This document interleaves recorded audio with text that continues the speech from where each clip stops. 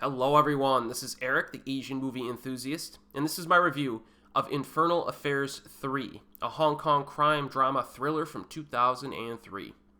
In this final act of the Infernal Affairs trilogy, corrupt cop Lau is reinstated to Internal Affairs as a senior inspector, but is threatened by another cop tasked with exposing moles from the deadly triad gang.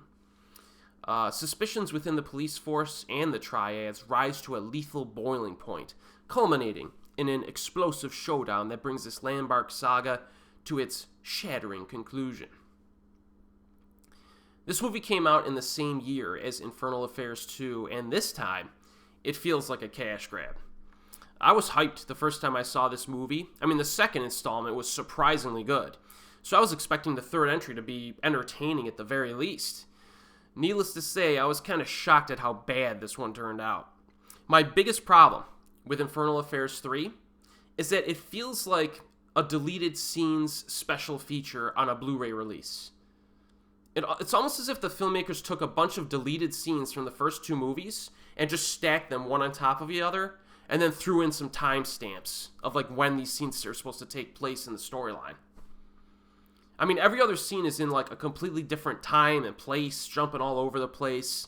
And every handful of minutes, there's a time jump that usually consists of an intertitle that says, the year or how many months before or after a key event in the story.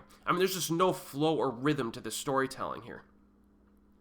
And all of these scenes feel pretty abbreviated and rushed, with little to no build-up to them. So you're asking yourself, early on, hey, what happened to Andy Lau's love interest from the first film? Well, let's just resolve that in a 1-minute telephone call. And then, we're pretty much good with that. We'll make a few references to it later on, but, it's not worthy spending much time developing that anymore, or, bringing that to a nice conclusion. And moments like this are peppered throughout the film, and they have zero dramatic or emotional weight to them.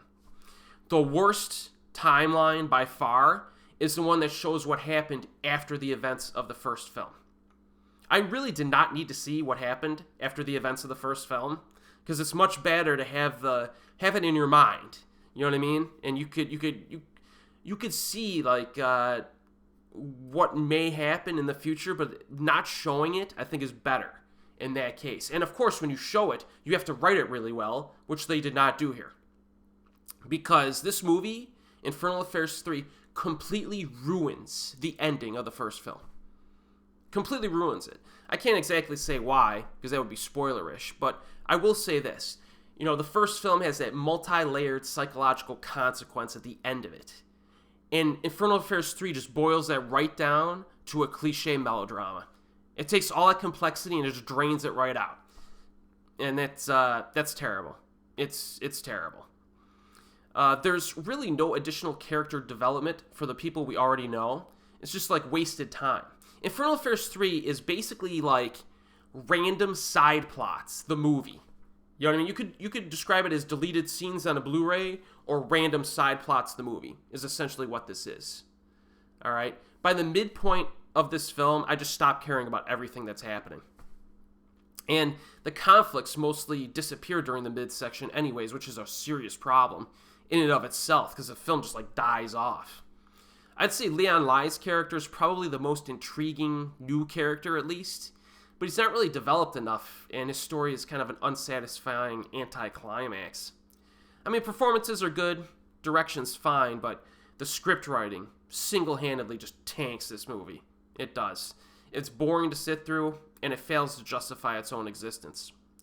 So basically, this third installment, in my own personal canon, I have permanently excommunicated it from the series forever, never to be heard from again. In my eyes, this is fan fiction or something, And now that I've watched it again and reviewed it for this channel, I do not see myself watching it ever again. I'd say stick to the first two movies, because this is not a satisfying entry in the franchise. It is available streaming and on physical media if you want to suffer through it.